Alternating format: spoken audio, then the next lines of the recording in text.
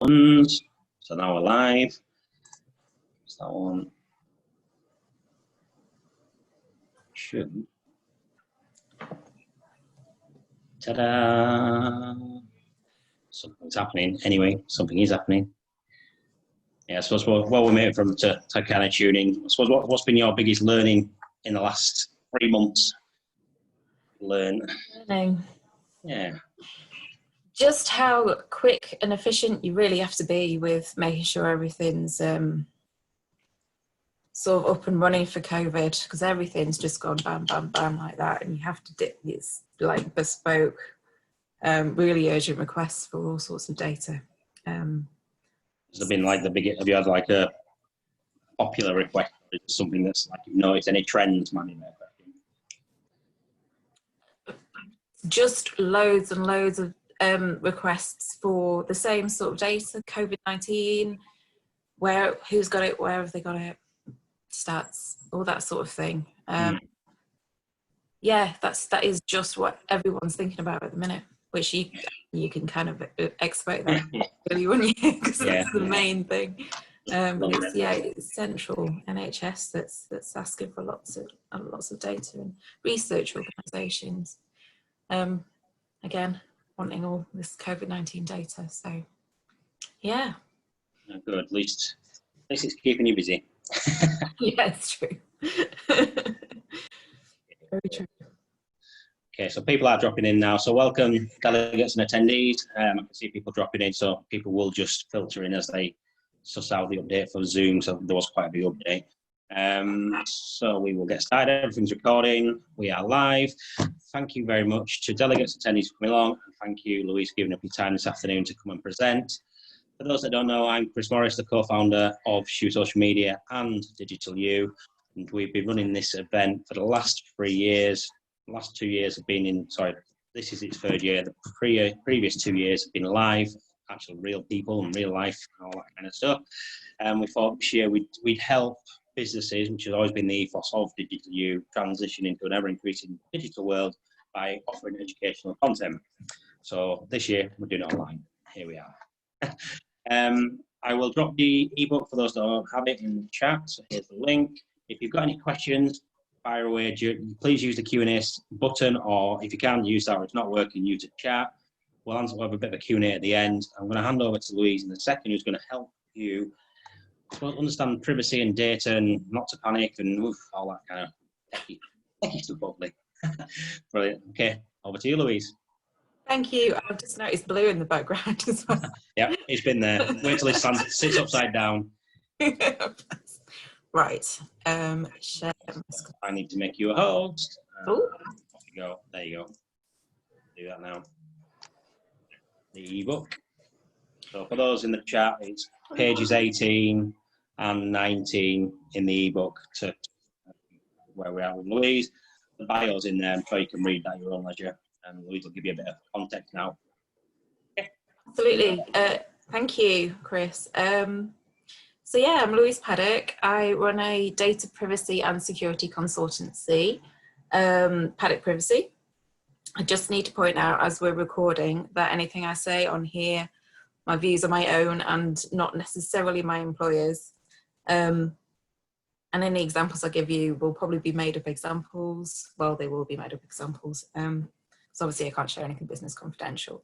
I'm here to help you understand a little more about data privacy, particularly around what's been happening with COVID-19. So I sort of primarily work with the healthcare technology sector.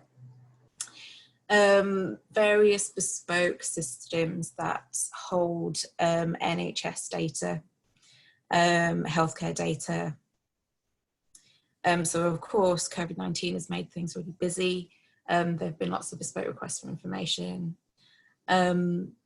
So looking at whether or not data privacy has changed in the face of our pandemic. There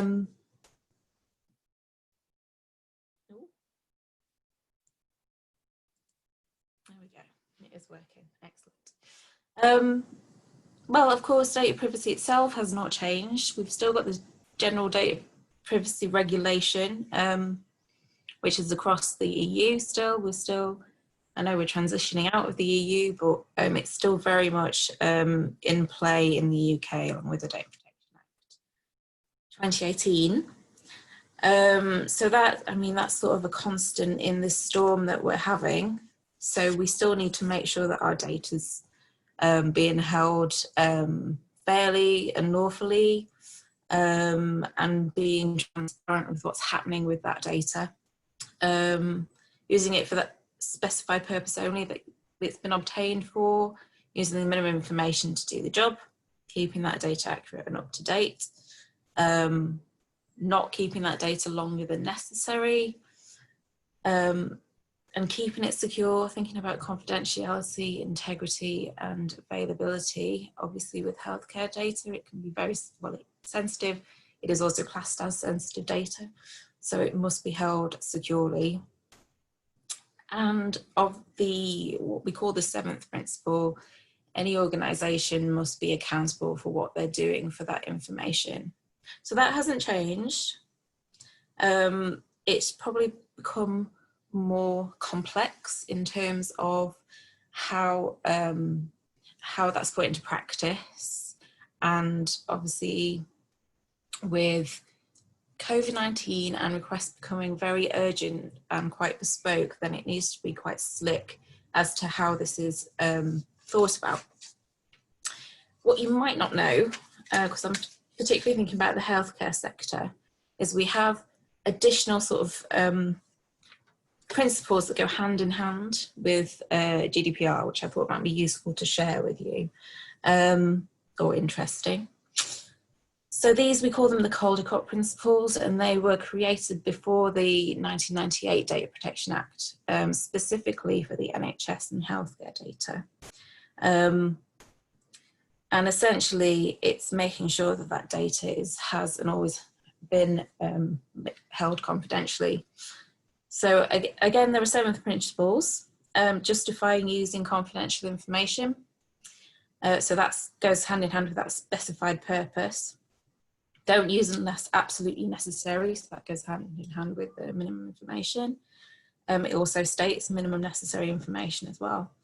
Access needs to be on a need-to-know basis to confidential information, to be aware of responsibilities, comply with the law. And this 7th one, which I always think is a very interesting principle to have, relatively new compared to the 6th. It was brought in around 2016 with some Caldecott reviews that were happening in the NHS. And it is essentially the need to share information is often as important as the need to keep that information confidential. So again, thinking about coronavirus and COVID-19, certainly the need to share statistics and information around what's happening with that virus is definitely as important as the need to keep, that patient information confidential. It's certainly the national interest in sharing that information outweighs any particular individual's privacy rights, really, certainly from the statistical kind of level. So what else is happening in terms of COVID-19 and data privacy and security? There's certainly been an uptake in opportunist attacks in terms of phishing through emails, bigger fines that you can see in the media. That's come out of GDPR really, but there have been some interesting stories in the news reflecting the bigger fines for data privacy breaches. So in terms of putting it into practice, it's about more haste and less speed, really. So part of this presentation,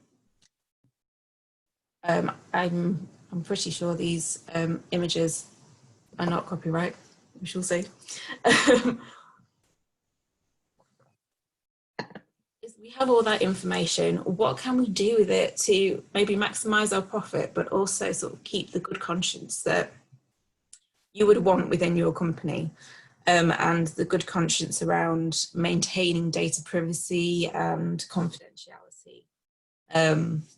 Particularly I'm thinking about as a data processor. So a lot of the healthcare technology companies I work for are data processors. They hold the information on behalf of what we call data controllers, so who are the NHS organisation themselves.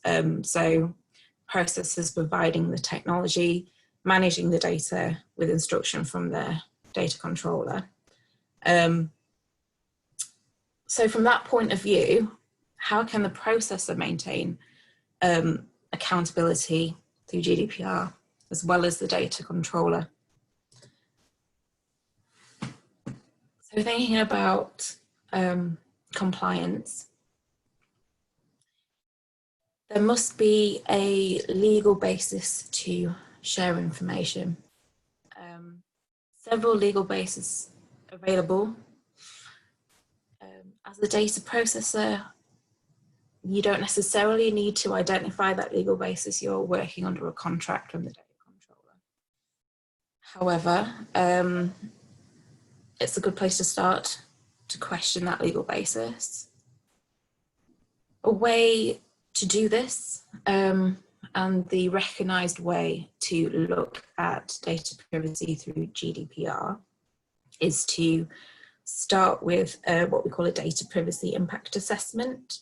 May not be familiar with. In terms of the companies that I work for, our DPIAs are quite broad insofar as that we cover GDPR, but we also cover the Code of Principles and the technical security kind of side as well, which is linked with that. So in terms of bespoke requests, COVID-19, and the urgency of turning these around, then it's really important to have a template that's sort of slick and meaningful, that's easy to complete, so you can work with those that are completing the project and know about the project. So you can, I'm thinking about being as a data protection officer and being a specialist in data privacy and working with the project specialists, a lot of teamwork there to complete these DPIAs and complete the risk assessment. And then, yeah, they need to be slick and turned around really quickly. I can tell you now, I've had around 100 PIA requests in the last few months, which is a lot comparatively, from various places. So the point of a DPIA is a risk assessment of data privacy. That will then help you prioritise any work that needs to occur. So seems obvious, but if you've got high, medium, low risk, then you start with the highs. Work on those, then work on the mediums, and then maybe you've got a line between medium and low, which means you can accept that low risk, depending on what that risk is. Risk assessment is always very subjective, so it's useful to have differing points of view from different sides, and also experience in putting this together. I thought it might be useful to give you a few examples of what we'd look for privacy by design DPIAs. So really important question, which people may forget to put in because it's so obvious. What is the project that you're working on? Something that is provided to you in a format that is understandable. So many a time I've had techie people forwarding me their high-level designs and that sort of thing, and I just go back and say, no, explain it to me in words that I can understand in a couple of paragraphs. And then obviously makes your life a lot easier. And then working through GDPR principles and Code of Principles, any other internal policies within your organisation that you might want to ensure that the information is held by, or that they need to be abided by. I particularly find that focusing on data maps and data flows, visuals in particular, help to understand the sort of data, the data management of the system and where the data is going, what's happening to that data and when. And then of course your risk assessment at the end, so you can prioritize the work. Another question which can get, that's the fact controller, by the way, don't know if you can tell, which can get quite complicated being a data processor is who is the data controller anyway? Is it your GP that you're working with? Is it central government, NHS Digital, or someone like that? Is it NHS Trust? Is it a third party that might have requested the information? So it's really important to ensure that your contracts are in place and data sharing agreements are in place and up to date, so you can track back to who controls that information. Potentially, if you're looking at the commercial side, there might be some contradictory information, saying there has been really, but it's worth checking from contracts and sharing agreements who owns that information. So who, as a processor, we're legally taking instruction from, regardless of where the request for the information comes from. So the data controller is the person who creates the data, who controls that information. It can be shared at their request to other third parties, and then they may become data controllers themselves for that information at that point. And the added complication of joint data controllers, situation where healthcare data is shared between localities in a single record, so lots of different organisations adding onto one record.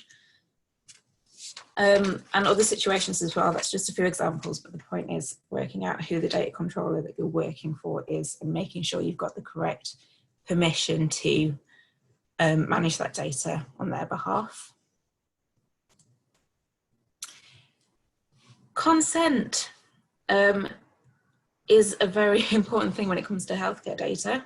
So it's the next thing on my list, really. Not forgetting the data subject, who is the person that the information is about. They must at some point have given their consent to share that information. In certain situations, it's not always needed, because additional legal basis can be relied on to use that information. The thing about consent is that by its definition, it can be withdrawn at any point. So it's a time-sensitive situation, which can make bespoke requests for data interesting, in that they may be a point in time, and then they may come back a few months later and they might get different information because the patient could have withdrawn their consent in between. Of course, that consent is the data controller's responsibility. They need to obtain that from the data subject, the patient themselves.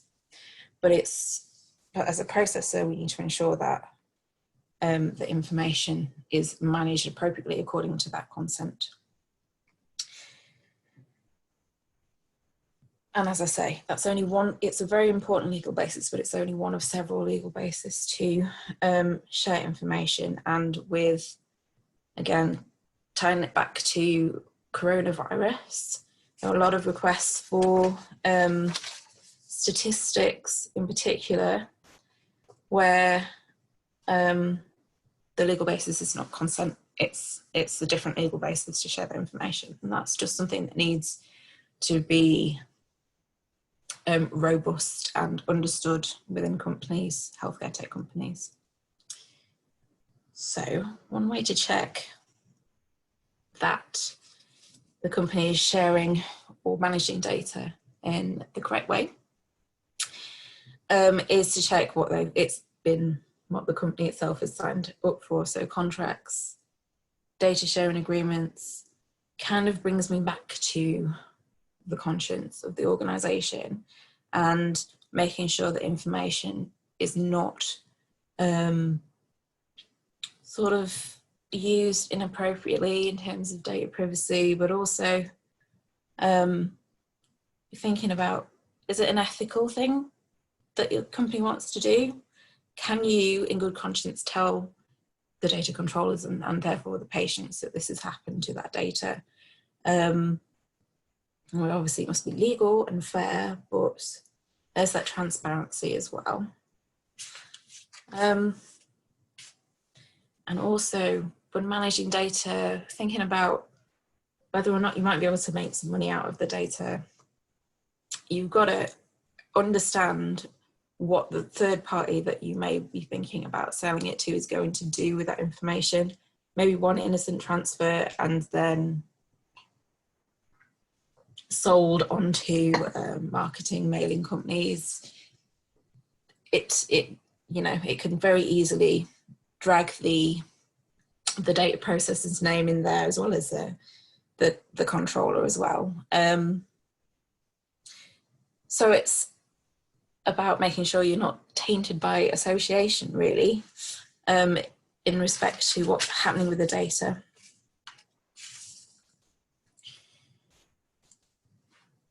One way you can reduce your risks of anything untoward happening with sort of selling data or sharing data is making it anonymous, which is harder than you might think, in terms of, yeah, you might think, we'll just take out all the identifiers, but then from the flip side, is that data then going to be useful to whoever you want to send it to, whether it be research organisations or whoever? So for certain basics, obviously removing the identifiers. Removing outliers is often a relatively simple way of reducing the risk of any identification from anonymous data. For example, several data sets we have that I've been dealing with have had any person aged 95 and over removed. The reason really for this as well is, if you Google, there is a website that shows you the name and address of all the 100-year-old plus people in the UK, which I don't agree with personally, but it's very easy to track back to those vulnerable people. So certainly outliers, anomalies should be removed from a data set if you're thinking about anonymising it. There are various tests that you can walk through, which are available on the ICO, the Information Commissioner's Office website. A wealth of information on there anyway about data privacy, and it's where I'd signpost you for free information.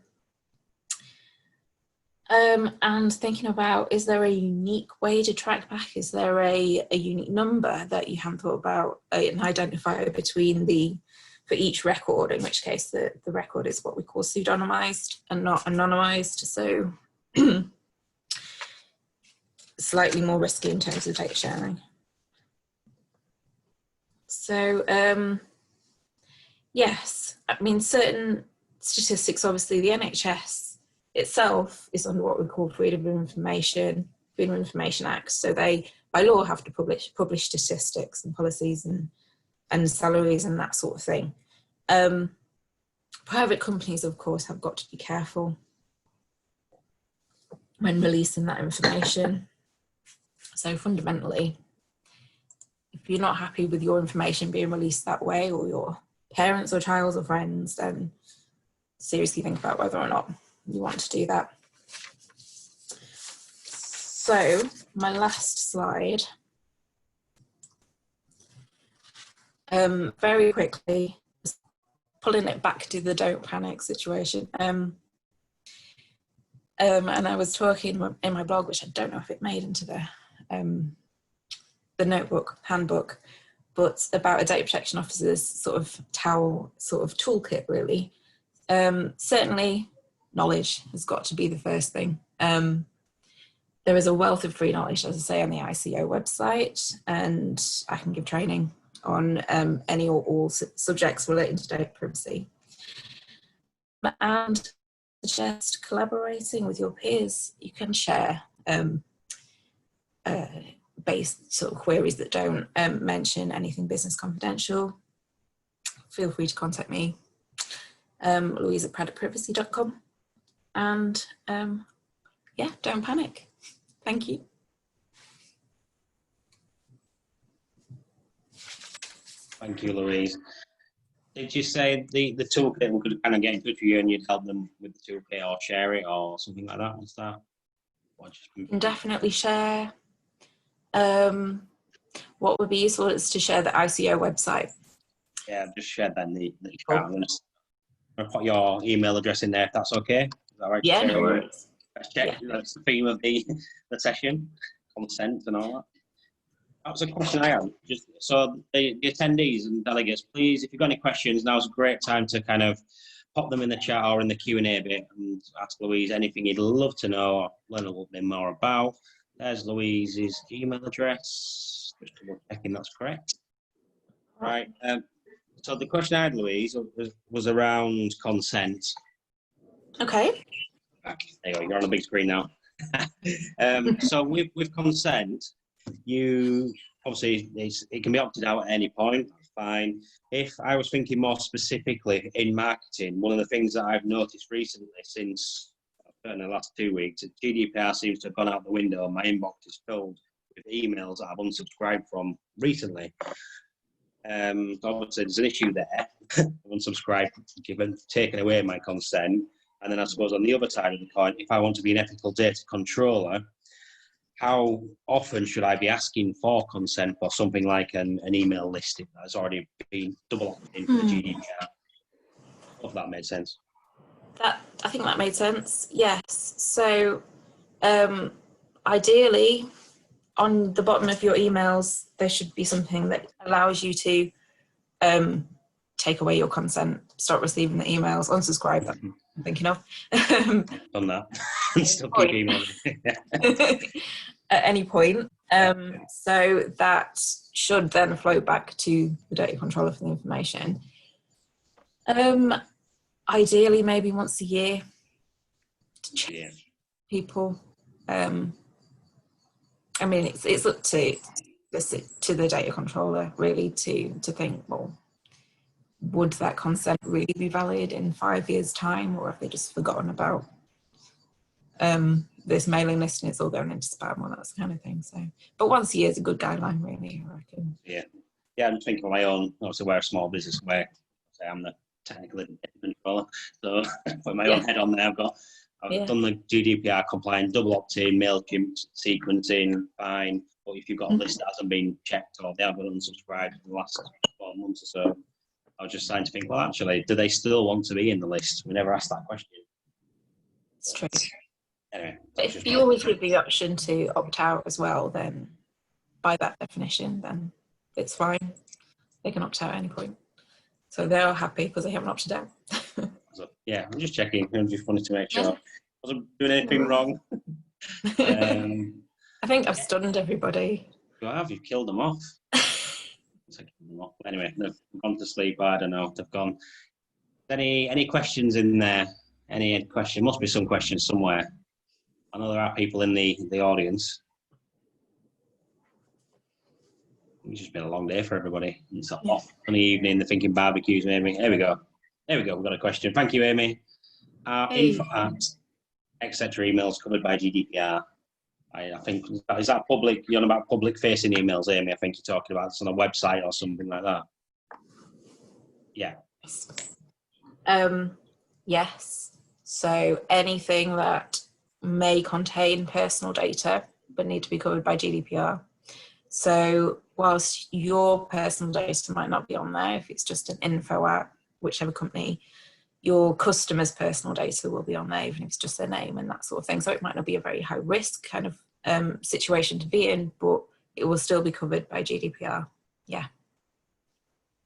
Yeah, because I know there are a lot of scraping tools at the moment that are just kind of scraping in an area of websites and then they pull up all the general emails or the inquiry emails or the import emails, and then people are using that data, then mass spam and mass email. Yeah, absolutely. Yeah. Which is annoying. There's been a huge amount of phishing. The coronavirus going around. I'm thinking, did I see something on Facebook a few weeks ago about there was a phishing or a social engineering or something where there was a text kind of tap into the vulnerabilities around the track and trace app? They were trying to charge people. I don't know. Yeah. But all sorts of things. Random. I just want to say, actually, I was focusing on healthcare because that's the area that I work in, healthcare technology. But all these principles can be sort of taken across different areas, like you say, your marketing or sales or whatever. It's all very much the same, but different examples, different scenarios, really. Thank you. And I think Amy just had a comment. Thanks. That's what I thought. So many people think they are not, as there is no name on the email address. So clarify that. I need to be considerate of GDPR. Yeah, absolutely. Even though it doesn't feel like it at the moment. So certainly some big companies at the moment as well. I know full well I've unsubscribed from their lists. I'm getting constant daily emails as they're starting to return to the world of opening. So I think with lots of trouble. Do you see that as a thing? Kind of, do you think there'll be a bit of a grace period with the ICO enforcing things, or are they going to be like, no, it's been around for a while now? I mean, they've had the grace period. There was a 2-year grace period before GDPR sort of kicked in. So anyone who's not dealing with it now is, open to the ICO. I'm definitely going to be reporting a few of them because it's almost every day. Then I unsubscribe and then I get another email. Please, how many chances? I mean, how difficult is it, really? Yeah, exactly. What else? Any other questions from the audience? You've answered all my stuff. So yeah, I like the fact that you can get in touch with you. Your email's there. So an email. The recording, that's a common question I keep getting asked as well. The recording, once we click and stop on here, it will be made available for people to access more or less within a couple of hours afterwards. So if you missed something and you thought, well, actually, what did Louise say? Obviously, you can email her and get in touch that way. By all means. I suppose, Louise, so if I was a business owner and I need some help, what kind of stuff could you help me with? Just what would you? Training might be the best thing. Maybe even just a one-to-one kind of chat around your specific queries, and then I can obviously tailor any responses to any kind of queries that business owners would have. And then there are various bits and pieces of compliance that might help more the security side. So 27001, because the others are more NHS related. So yeah, compliance. Generally, though, people tend to just want to talk through their queries and their specific situations, and then go, right, so the expert said this, we should do this, so that's what we're going to do. That sort of thing. Yeah, makes sense. Yeah, cool. I'm just looking through my questions, make sure I haven't missed anything from my notes. But yeah, is there any final comments for you before we kind of close it out? No, other than thank you very much for this opportunity. It's great, thanks. Oh, brilliant. Thank you for giving your time. Well, thank you very much. I'll close that out there, and Louise, we can maybe have a debrief after. Yeah, sounds good to me. Bye. Well, cheers, guys. Thank you. So, yeah, I think you need to stop broadcast at the top, please, Louise. Power. You have the power. Perfect. There you go. Yay. There we go. Sorted.